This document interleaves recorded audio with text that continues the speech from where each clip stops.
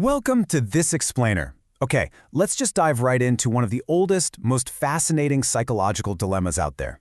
We're talking about what actually happens to our attention, our ambitions, and honestly, our deepest existential anxieties when we're totally stripped of ambiguity. Because think about it, we spend our entire lives operating in the gray areas, right? We're always unsure of how much time we actually have left.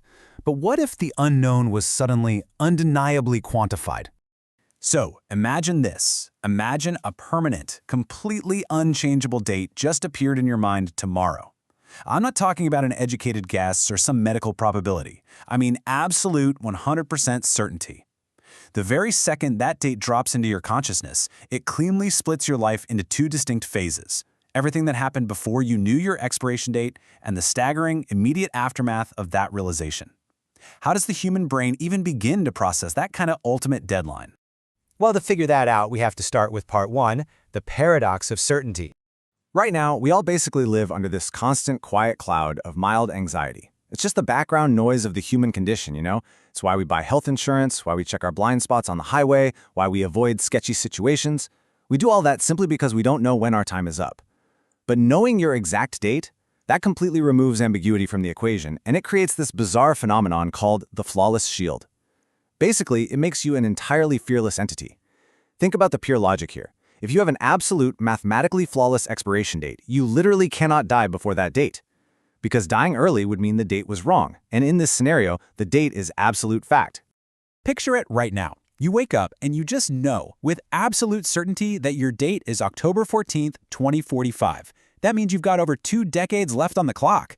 Can you imagine the rush? The absolute liberation of that exact knowledge? You would just be living. You'd be totally untouchable until that very specific Tuesday in the fall of 2045. And because of this invincibility, the way you interact with the physical world just completely flips upside down. You could instantly start taking unthinkable physical risks today. You want to jump out of an airplane without a parachute? Go for it.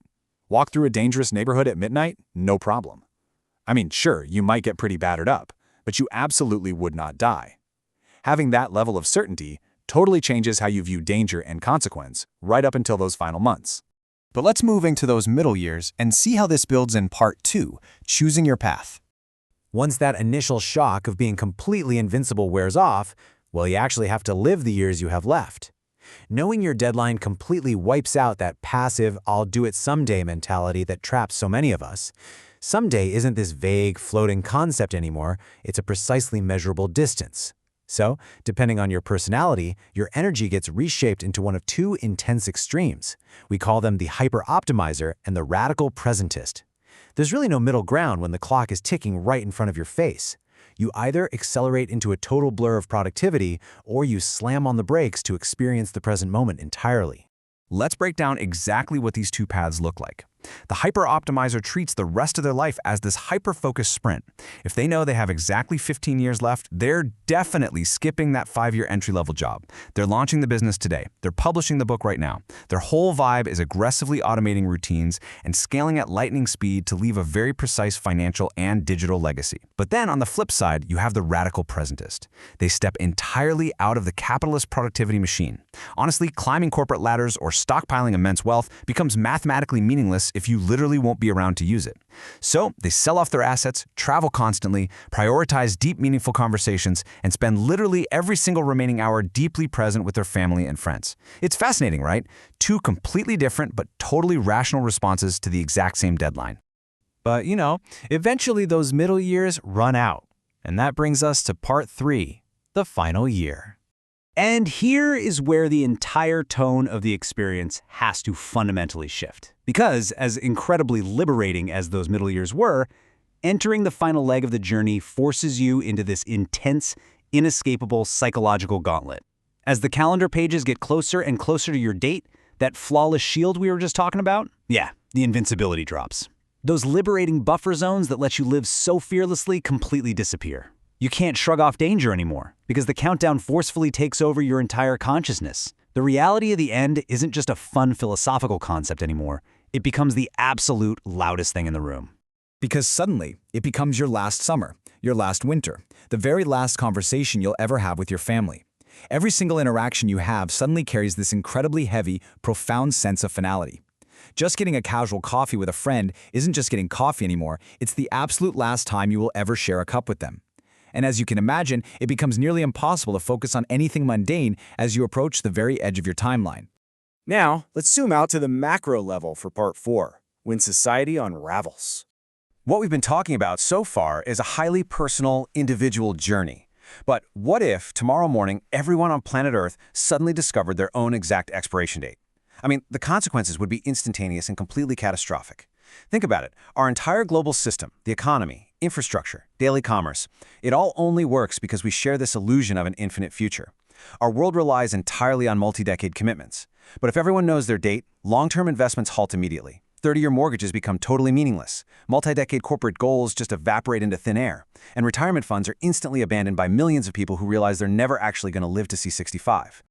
The domino effect of this unraveling would be terrifyingly fast. Like on day 1, a massive chunk of the global workforce realizes they only have, say, 3 years left. By day 2, millions of people simply stop showing up to work. I mean, why sit in a cubicle if you only have 36 months to live?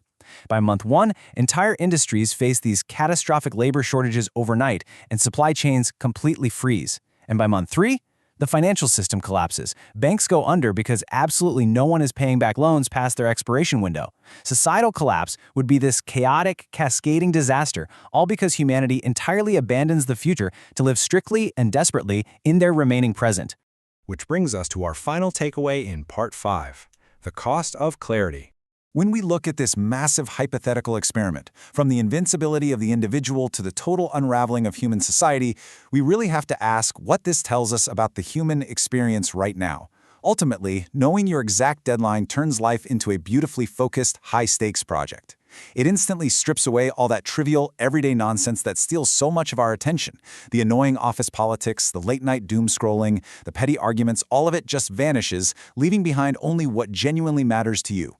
It forces this kind of purity of intention that we so rarely achieve in our normal, ambiguous lives.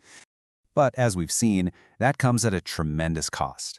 So is that ultimate clarity really worth the price of a ticking clock that you can never, ever ignore? Would you actually trade the comforting, quiet illusion of an infinite future for the terrifying, fearless focus of a known end? It's a question that really challenges the very foundation of how we choose to spend our time today.